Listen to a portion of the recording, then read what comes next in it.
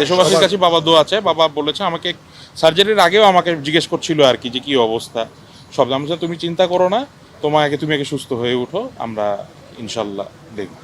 যেহেতু বয়স হয়েছে বাবার এবং কাজের চাপটাও একটু বেশি ছিল, সাথে সাথে রোজা রেখে একটু স্ট্রেসের মধ্যে পড়ে গেছিল আর কি। তো আলহামদুলিল্লাহ আমি মনে করি বাবা অনেকটা ভালো আছেন এখন আপনাদের দোয়ায় এবং আল্লাহর অশেষ রহমতে।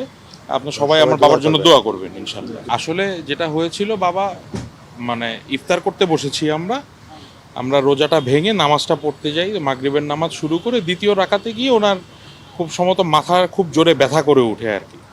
সেক্ষেত্রে তখন নামাজ ছেড়ে আমরা সবাই বাবাকে ধরার পরে আমরা ডিসিশন নিয়ে আস্তে করে আমরা হসপিটালে নিয়ে আসতে চাচ্ছিলেন না, কিন্তু খুব প্রচণ্ড মাথা ব্যথার কমপ্লেন করছিলেন আর কি।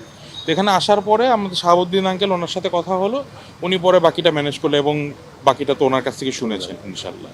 তো ওরকম মানে সোশ্যাল মিডিয়া এবং বিভিন্ন জায়গায় অনেকভাবে কথা ছড়িয়েছে, আসলে ওই রকম কিছু না। যেহেতু বয়স হয়েছে বাবার এবং কাজের চাপটাও একটু বেশি ছিল, সাথে সাথে রোজা রেখে একটু স্ট্রেসের মধ্যে পড়ে গেছিল আর কি। তো আলহামদুলিল্লাহ আমি মনে করি বাবা অনেকটা ভালো আছেন এখন আপনাদের দোয়ায় এবং আল্লাহর অশেষ রহমতে। আপনি সবাই আমার বাবার জন্য দোয়া করবেন ইনশাল্লাহ। দেশবাসীর কাছে বাবা দোয়া আছে। বাবা বলেছে আমাকে সার্জারির আগেও আমাকে জিজ্ঞেস করছিল আর কি যে কি অবস্থা সব। আমি বলছি, তুমি চিন্তা করো না, তুমি আগে সুস্থ হয়ে উঠো, আমরা ইনশাল্লাহ দেখব।